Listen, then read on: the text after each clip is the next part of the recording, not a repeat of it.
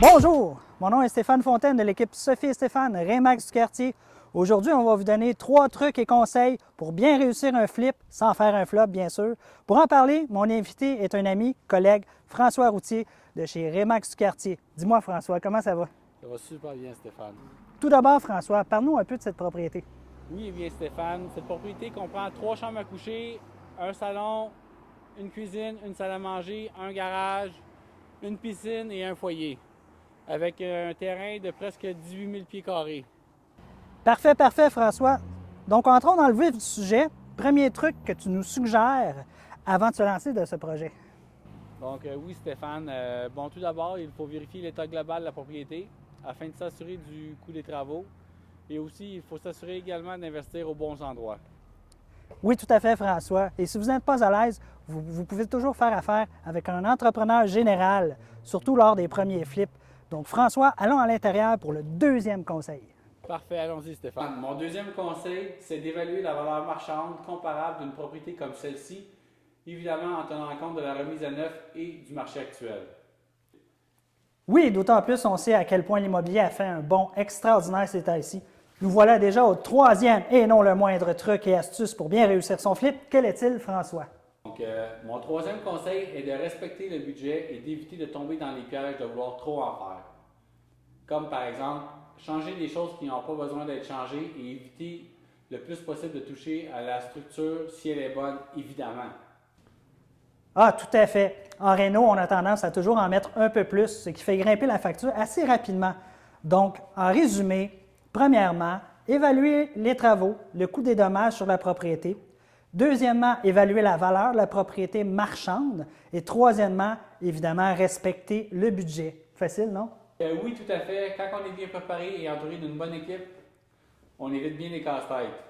Oui, surtout dans un contexte immobilier comme on vit présentement, disons qu'il y a du profit à faire. Hein? Donc, c'est déjà tout pour nous. C'était l'équipe Sophie et Stéphane, Remax du quartier, accompagné de mon ami François Routier. Si vous voulez visiter ou des infos ou autres conseils immobiliers, n'hésitez pas à nous contacter via notre site web sophiestéphaneimmobilier.com ou par téléphone au 514-944-0794 ou bien parler à la belle Sophie au 514-867-0794. Vous pouvez aussi communiquer avec François, évidemment. Effectivement, vous pouvez me communiquer par Facebook sur François Routier, courtier immobilier, ou sinon vous pouvez me rejoindre sur mon cellulaire au 514-917-8948. Donc, c'était tout. Merci. Au revoir. À la prochaine. Sur ce, je vous souhaite une belle fin de semaine de Pâques.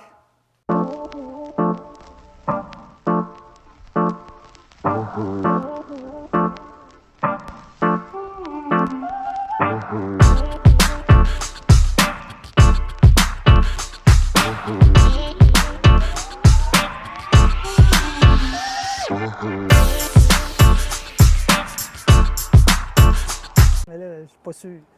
Pas sûr. 1, 2. Bon, parfait. On est rendu à prise 2. C'est loin, je trouve, mais on respecte le 2 mètres. Ouais, c'est bon, ça. faut. Ouais. On est même un peu trop loin. Et une piscine avec un terrain de presque 18 000 pieds carrés. Excuse. Quoi? Je me sentais ridicule à côté. Je savais pas quoi faire. J'étais là. Il faut se garder des bloopers. Ouais. Des bloopers. On les met à la fin. Le monde aime ça pour Ben eux. oui.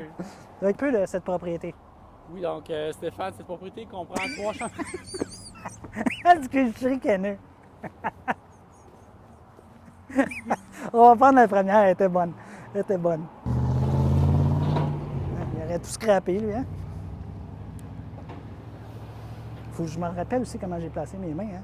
Des fois, je fais comme un rapper, c'est pas beau. OK. Parle-nous un peu de cette propriété.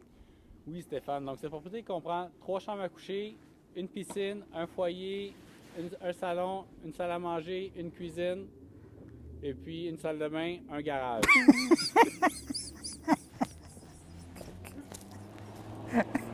Je viens de comprendre. Je viens de comprendre pourquoi je ris, là.